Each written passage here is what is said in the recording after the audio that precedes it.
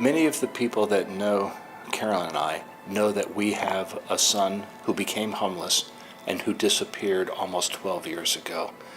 We often find ourselves mourning the living, wondering if we'll ever see or hear from him again.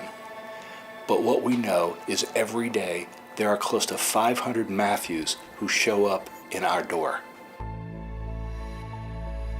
We see men and women who suffer with mental health issues, struggling with substance abuse because they're looking to alcohol and drugs to help them get them through a difficult time in their lives. But they need something else, and that is they need hope.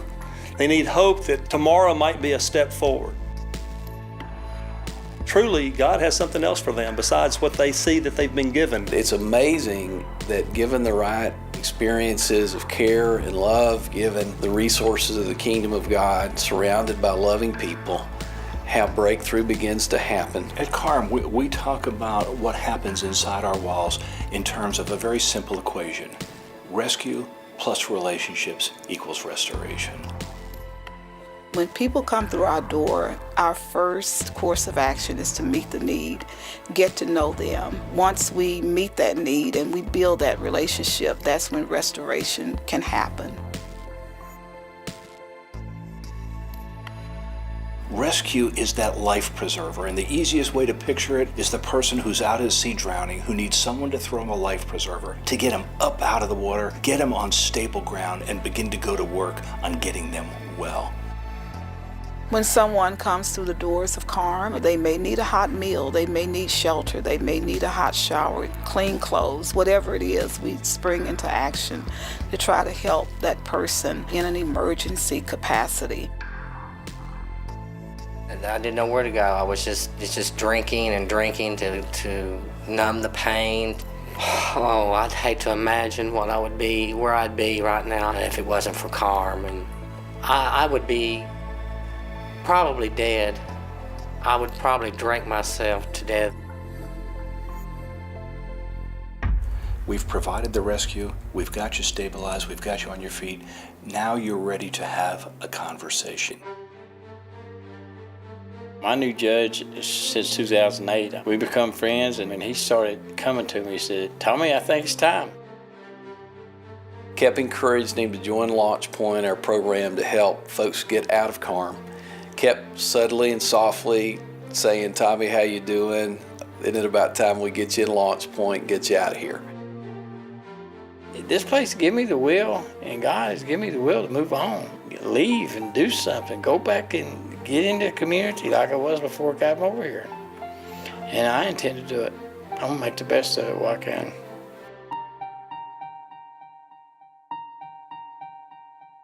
One of the things that's exciting about KARM is the restoration of lives. We have a number of men and women who come through our doors. They've burned bridges with their families. They, never thought they'd have a job again or have their own place to live. The loneliness, what goes on inside a person when they've lost it all.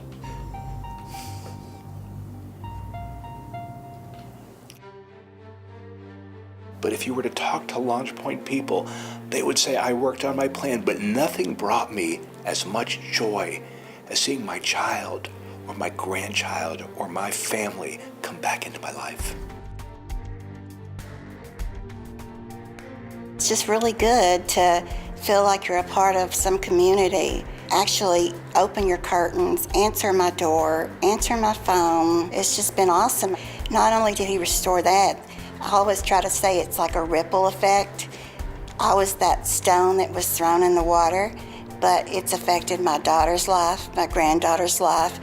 I've reconnected with my mom. My brothers talk to me, they call me, they check on me.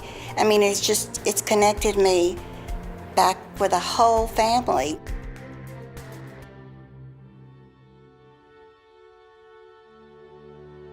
There's a level of satisfaction of knowing that you've ushered someone into the presence of Jesus. You've responded to them with compassion and now watch that next step of restoration take place. It's why I do and why we do what we do every single day. It's what we live for.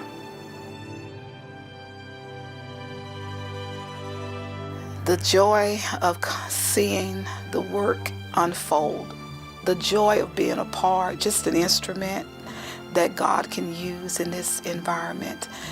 Wow, this is the best job. I mean, I can't think of anything better. And there's an opportunity for every believer to do something, whether it's to pray, whether it's to come down and serve. This work does not happen unless Jesus' people do something.